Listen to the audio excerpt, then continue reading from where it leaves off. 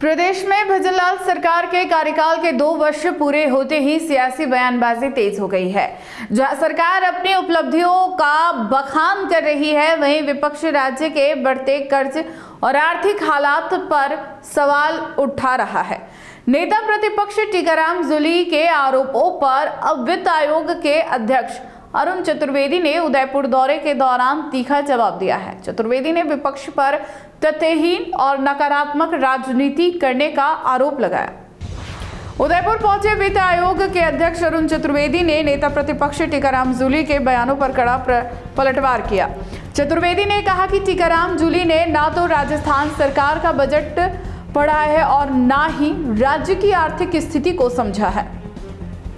उन्होंने कहा कि वर्ष 2013 में जब भाजपा सरकार सत्ता में आई थी, तब प्रदेश की आर्थिक हालत कमजोर थी, लेकिन इसके बावजूद भाजपा सरकार सरप्लस बजट देकर गई थी। इसके बाद कांग्रेस शासन में राज्य एक बार फिर घाटे में चला गया। चतुर्वेदी ने दावा किया कि वर्तमान भजनलाल सरकार वित्तीय अनुशासन के साथ काम कर रही है और लगातार संसाधनों में वृद्धि कर रही है। उन्होंने ERCP परियोजना और यमुना जल समझौते का उल्लेख करते हुए कहा कि जिन मुद्दों पर कांग्रेस वर्षों तक केवल राजनीति करती रही, उन पर भाजपा सरकार ने धरातल पर काम शुरू कर दिया है और DPR तैयार की जा रही है। उन्होंने कहा कि शिक्षा, स्वास्थ्य और सड़क जैसे बुनियादी क्षेत्रों में भी सरकार ने ठोस और दिखाई देने वाला काम किया है। नरेगा का नाम बदलने के सवाल पर चतुर्वेदी ने कहा कि केंद्र सरकार ने महात्मा गांधी नरेगा योजना को कमजोर नहीं बल्कि मजबूत करने के लिए नीतिगत बदलाव किए हैं, जिससे विकास कार्यों को गति मिल रही है। इस दौरान पेराफेरी क्षेत्र में पट्टे की मांग को लेकर चतुर्वेदी ने कहा कि लोगों की बात गंभीरता से सुनी गई है और जल्द ही मुख्यमंत्री से चर्चा कर समाधान निकालने का प्रयास किया जाएगा। साथ ही उन्होंने विपक्ष को विधानसभा में खुली बहस की चुनौती भी दी है।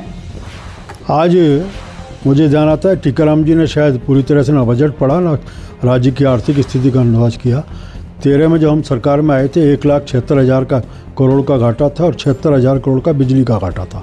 जो हम 18 में गए तो हम सरप्लस का बजट उनको देके गए थे और 23 में आए तो फिर आपने नेगेटिव बजट दे करके हमें घाटे का बजट दिया था। बिजली का भी आपने घाटा दिया। इस राजस्थान की सरकार लगातार जहाँ कर संधारण के माध्यम से अपने आय को बढ़ाने को लग रही है, वित्तीय अनुशासन के आधार पर अपनी चीज़ों को बढ़ाने लग रही है और एक एक करके विषयों को बढ़ाने का सबसे बड़ा उदाहरण है कि जूली साहब, आप ईमानदार हैं तो इस बात का जवाब दे दीजिए। 5 साल तक जिस ERCP के प्रोजेक्ट के ऊपर आप राजनीति करते रहे, उसी आर्थिक प्रबंधन के आधार पर इस सरकार ने ERCP का समझौता भी कर दिया, काम शुरू कर दिया। यमुना जल को लेकर के आप केवल 50 साल तक राजनीति कर रहे थे, सरकार ने समझौता किया, DPR बन रही है, काम शुरू हो जाएगा। लगातार 2 साल के कामों का अगर देखते हैं तो चाहे सड़कों का विषय होगा, बिजली का विषय होगा, पानी का विषय होगा, स्वास्थ्य का होगा, स्कूल का होगा, सब क्षेत्रों में काफ़ी अपेक्षा से अधिक प्रगति आगे बढ़ रही है। ये सारे कुशल आर्थिक प्रबंधन का अधिकार है। अच्छा होता कि आप ये सारे विषय उस समय उठाते जब सरकार में मंत्री थे, आपके मुख्यमंत्री थे, आपकी सरकार थी और आप लगातार केवल सत्ता को बचाने में लगे हुए थे, ना कि किसी प्रकार के जनता की चिंता करें। उनको क्यों नज़र नहीं आ रहा वैसे ये सब काम आपके? क्योंकि उन्होंने आंखों पर पर्दे डाल रखे हैं और केवल नकारात्मकता की बात करते हैं, इसका नज़र नहीं आ रहा। अभी मैं ये नहीं कहना चाहता हूँ, अगर वास्तव में ईमानदार हैं तो विधानसभा के आप विपक्ष के नेता हो, मैं मुख्यमंत्री जी से आग्रह करूँगा कि 5 साल बनाम 2 साल 2 दिन की बहस विधानसभा का सत्र जब भी हो इसी विषय बहस कर लें और जूली जी आप आपके आंकड़े लेके और राजस्थान सरकार के आंकड़ों के उस राजस्थान की सबसे बड़ी पंचायत में इस विषय पर चर्चा कर ली। देखो, मनरेगा का जो नाम बदलने की बात आ रही है उसको लेकर विरोध हो रहा है। आप देखिए, लंबे समय से नरेगा को विषय को लेकर के काफ़ी चीज़ चलती थी कि नरेगा जहाँ निश्चित रूप से लोगों के रोजगार का विषय था, वहीं स्थायी रूप से निर्माण के विषय नहीं चलते थे। आज केंद्र सरकार ने नरेगा के काफ़ी सारी नीति कार्यक्रमों में परिवर्तन किया है, जहाँ रोजगार के दिनों को सुनिश्चित करने का काम किया। वहीं लेबर कंपोनेंट के साथ साथ जो साधन को बढ़ाने की बात, उसको बढ़ाने की बात की है और इस सब के साथ साथ कई स्थायी संसाधन खड़े हों, इस तरह की चीज़ें कांग्रेस ने कहीं हम निश्चित रूप से जहाँ रोजगार की बात, जीवन को उत्थान की बात करते हैं, वहीं साथ साथ राष्ट्र निर्माण में भी, समाज में भी कुछ स्थायी रूप से तैयार हो, इसका भी हम प्रयास कर रहे हैं, उस दिशा में काम। एक उदयपुर में फेराफेरी का जो मुद्दा चल रहा है कि लगातार पंचायत ने विरोध कर रही है, उनको लेकर किस तरह? आज सारा विषय लोग मुझे मिले हैं, मैं मुख्यमंत्री जी और सरकार में इस बात करेंगे विषय कोई केवल यहाँ का नहीं है, कई जगह का विषय है।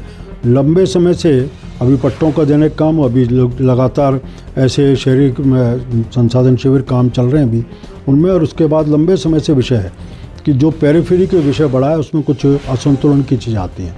एक समग्र दृष्टि से इन सब के ऊपर विचार करके केवल उदयपुर नहीं और जगह भी कहीं है तो उन सब का समाधान हो, विषय को आज मिलकर के समझाए, एक बार सरकार में मुख्यमंत्री जी के साथ बैठ करके इसका कोई स्थायी समाधान निकला, इसका प्रयास किया। अगर आपको भी इस वेडिंग सीजन शादी की शॉपिंग करनी हो, इलेक्ट्रॉनिक हो, होम अप्लाइंसेस हो या फिर फर्नीचर, तो आ जाइए उदयपुर के अंदर लोकेटेड मयंक इलेक्ट्रॉनिक पे, जहाँ पर आपको ये सारी चीज़ें अवेलेबल मिल जाएगी एक ही जगह पर।